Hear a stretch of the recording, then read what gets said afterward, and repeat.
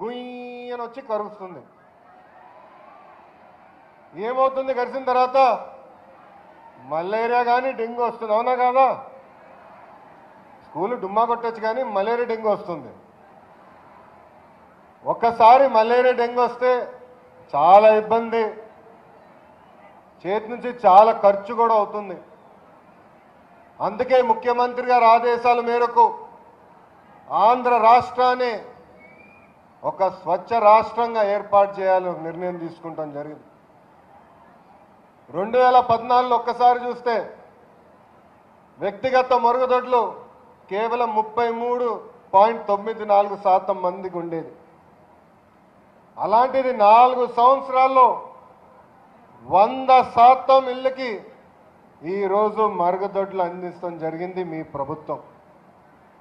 ఇక్కడున్న విద్యార్థులందరిని అడుగుతున్నా, వ్యక్తిగత మరుగుదొడ్లు ఉన్న వాళ్ళందరూ చేతులు పైకెత్తండి. సార్ చేతులు నింపండి. వ్యక్తిగత మరుగుదొడ్లు లేని వాళ్ళందరూ చేతులు పైకెత్తండి. ఎవరు పెద్ద ఎత్తట్లేదు.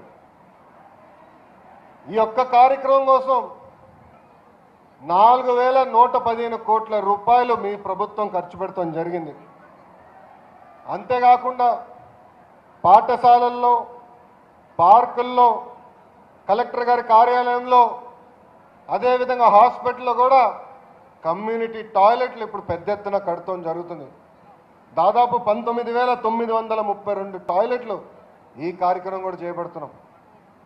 అక్కడితో మీ ప్రభుత్వం ఈ కార్యక్రమం ఆపేలేదు. అన్ని గ్రామ పంచాయతీల్లో చెత్త నుంచి సంపదన కేంద్రాలు ఏర్పాటు చేయాలని ముఖ్యమంత్రి గారు చెప్తాం జరిగింది. నేను కరెక్ట్గా మంత్రి 16 నెలలు అయింది. ముఖ్యమంత్రి గారు మొదటి రివ్యూకి వెళ్ళినప్పుడు ఆయన పదే చెప్పేవారు, చెత్త నుంచి సంపదన కేంద్రాలు ఏర్పాటు చేయండి అని. నేను తలగొక్కుంటా ఉన్నా, చెత్త నుంచి సంపదన ఎక్కడొస్తుంది అని. ఒక్కసారి చూస్తే గ్రామాల్లో ఉన్న ప్రతి ఇంటికి ఒక కార్యక్రమం పెట్టుకున్నాం. ప్రతి ఇంటికి 2 చెత్త బుట్టలు, ఒక బుట్ట తడి చెత్తకి, ఇంకో బుట్ట పొడి చెత్తకి.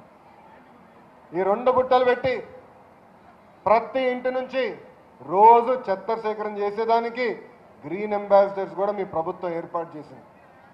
ఇక్కడితో ఆపేలేదు ఈ కార్యక్రమం. ప్రతి ఇంటికి ఇప్పుడు ఒక కార్డు పెడుతున్నాం. మా గ్రీన్ అంబాసిడర్ మీకు ఇంటికి వచ్చాడా రాలేదా, మీ ఇంట్లో చెత్త ఎత్తారా ఎత్తలేదా అనేది మాకు సచివాలయంలో తెలుసుకునే మార్గంలో ఈరోజు ప్రభుత్వం ఈ కార్యక్రమం ఏర్పాటు చేస్తాం జరుగుతుంది. ఇప్పుడే ప్రిన్సిపల్ సెక్రటరీ గారు చెప్పినట్లు దాదాపు 3000 చెత్త నుంచి సంపదన కేంద్రాలు ఇప్పటికీ ఏర్పాటు చేస్తాం జరిగింది. ఈ కార్డులు నేను ఏదైతే చెప్పానో పశ్చిమ గోదావరి జిల్లాలో 100కి 100% చేస్తాం జరిగింది.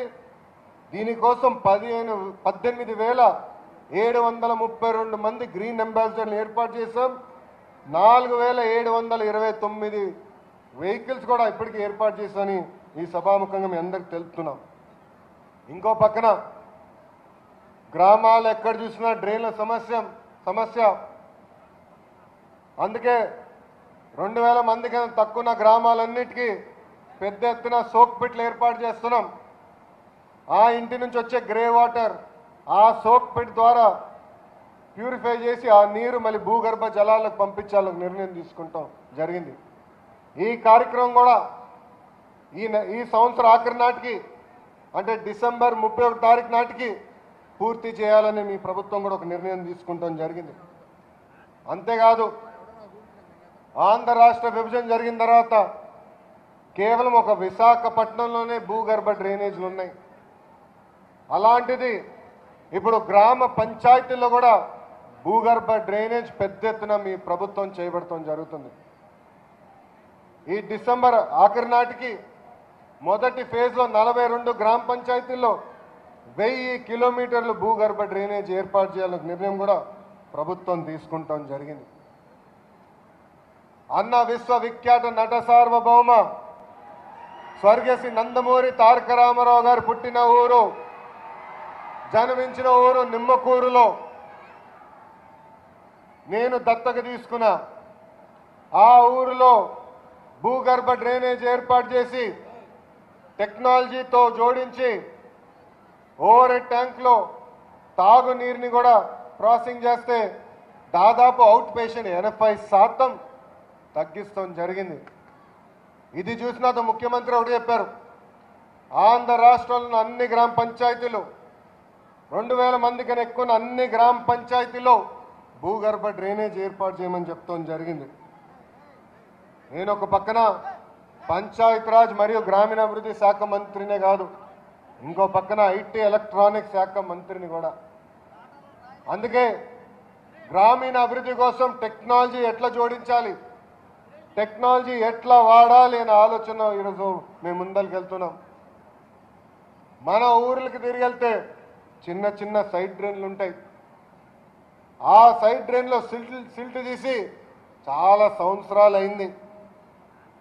మన్నా గడ్డ పైన పుట్టిన వ్యక్తి ఒక యాప్ తయారు చేసి ఆ యాప్ ద్వారా ఎవరైతే ఆ పూడిక తీయాల్సిన అవసరం ఉన్నారో వాళ్ళందరూ ఫోటోలు తీయాల్సిన బాధ్యత పెడతాం జరిగింది.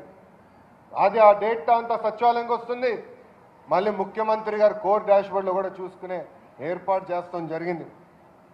ఇంకో పక్కన గ్రామాల్లో ఉన్న నీటి ట్యాంకులు అంటే ఓవర్ హెడ్ ట్యాంకులు ఆ క్లీనింగ్ కూడా పెద్ద ఎత్తున చేయాలని ప్రభుత్వం నిర్ణయం తీసుకుంది. 7 స్టెప్ ప్రాసెస్ ఏర్పాటు చేసి మెకనైజ్డ్ క్లీనింగ్ ఈ ఓవర్ హెడ్ ట్యాంకులు కూడా ఈరోజు ప్రభుత్వం చేపడటం జరుగుతుంది. ఈ కార్యక్రమానికి స్వచ్ఛధార అని ఒక నామకరణం చేశాం. ఇప్పటికీ కృష్ణా జిల్లాలో పెద్ద ఎత్తున కార్యక్రమం ప్రారంభమైంది.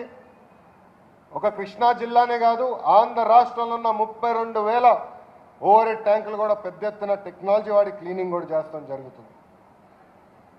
ఇంకో పక్కన మనం తాగే నీరు దాదాపు 80% జబ్బులు మన తాగే నీరు వల్ల వస్తాం జరుగుతుంది. తాగే నీరు బాగా కాలుష్యమైంది. మనము బోర్ వేసిన ఫ్లోరైడ్ సిలికా లాంటి సమస్యలు మనకు వస్తాం జరుగుతుంది.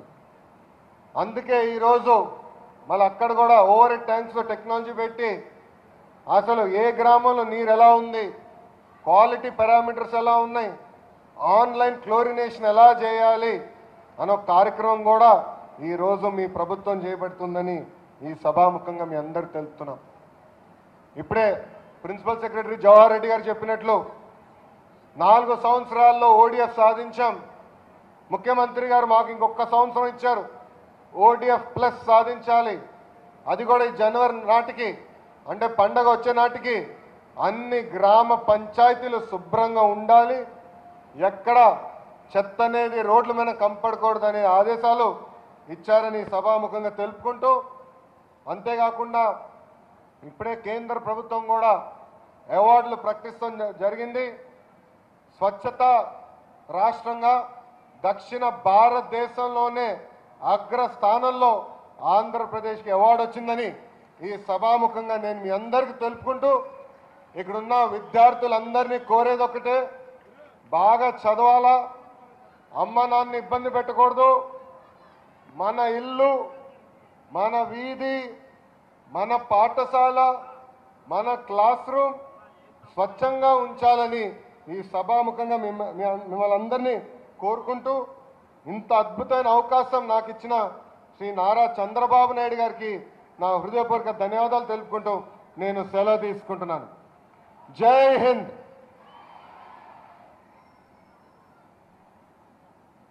ధన్యవాదాలు నారా లోకేష్ గారు. ఇప్పుడు